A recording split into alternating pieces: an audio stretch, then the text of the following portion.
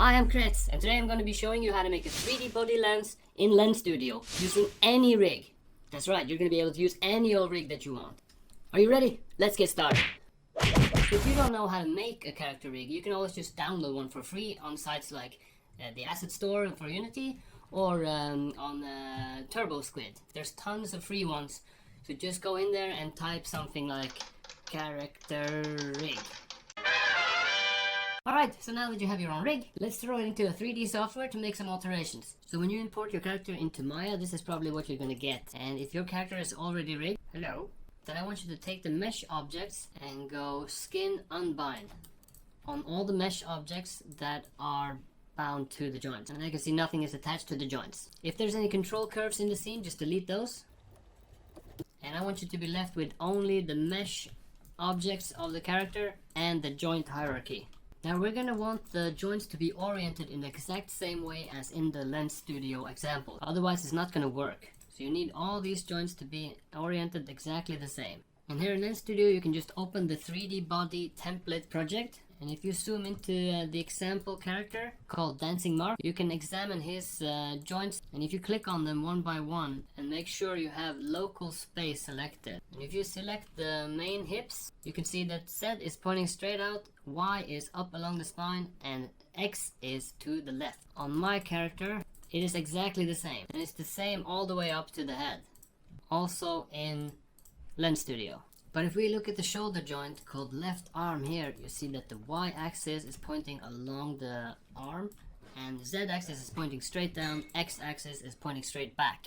But in my rig you get something completely different. So we're gonna have to change my rig, and the way to do that is to take the joint out of the hierarchy by pressing Shift P on the joint itself and the joint underneath it. So now it can move freely without affecting any other joint. And we're going to rotate it so that Y is pointing along the bone, Z is pointing straight down, and X is pointing straight back. Now we'll freeze transformation to zero out these values. And since the elbow joint also was wrong, we need to do the same thing with this. We unparent the child object, turn this to the right orientation, and you can see the little symbol inside there which gives you an indication of where it's pointing. And now we can bring these joints back into the hierarchy. And you do this with any joint that is oriented in a different way than in the Lens Studio example. So now that all the joints are correctly oriented, we can skin the mesh back to the joint hierarchy.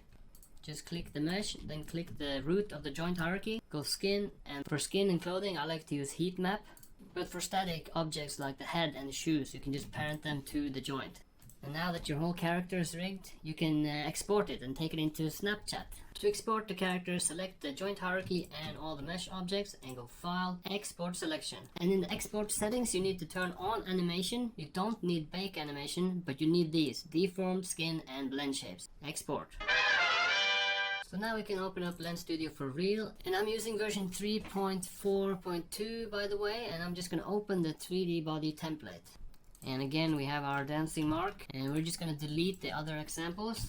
We're going to delete the orthographic camera, and we're going to delete these two things underneath the mark. And then we're going to actually delete Mark himself too. Now import our FBX, and you put him underneath the 3D body tracking object. And you can see he's moving around, and if you move him down a little bit, he will look like he's more on the ground. And you can scale him up if you want to. And by the way, make sure that your project size doesn't exceed 5 megabytes or 4 megabytes. So this is why you want to use a relatively simple rig. This scene is a bit dark, so I'm going to create a light and put it over here and turn it up a little bit. Okay, so now we're going to assign the joints, and it's all here under the 3D tracking object. And you're just going to put the corresponding joints to each slot. And once you've filled out all the parameters, you can see that your character is moving with the character behind. If you want to change which person you want it to follow, you change this object index, and now you can see it's following the guy, the girl, and the guy. And if you log on to your Snapchat up here, you can send this lens directly to your phone and test it straight away. So there you go, that's pretty much making a 3D body lens. I hope you have fun making your own 3D body lenses. Now be sure to like and subscribe and share, and check out CineFingerShop.com. See you next time!